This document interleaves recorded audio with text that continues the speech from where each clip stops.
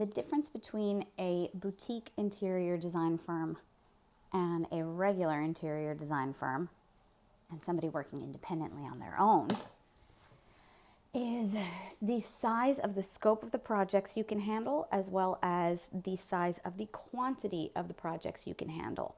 And it has to do with what roles you have in your firm and on your team and how many people fill those roles. So for example, my firm was a boutique interior design firm, a national commercial one.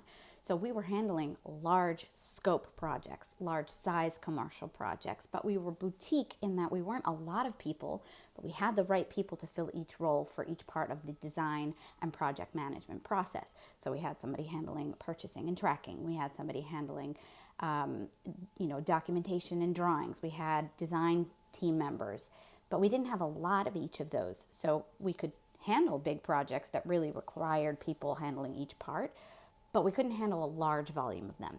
And in my personal experience and what was working for me, it didn't really make sense to try and scale that. It wouldn't have changed my life to such a degree. It would have just amped up the amount of sales I would need to have. But that's not true for every firm and every niche that you're going into.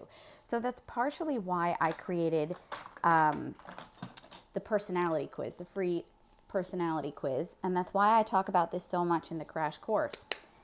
There's so many different types of areas in interior design. The way you structure your path, or if you're starting a firm, the way you structure your firm, or if you're going to join a team, the team that you decide to join really depends on knowing your personality. And I knew my personality and what not only I was going to be good at, but what I was going to enjoy or have patience for. And I knew I didn't want complete, what felt to me like chaos, but to somebody else wouldn't feel like chaos by having a large team and by having a large volume.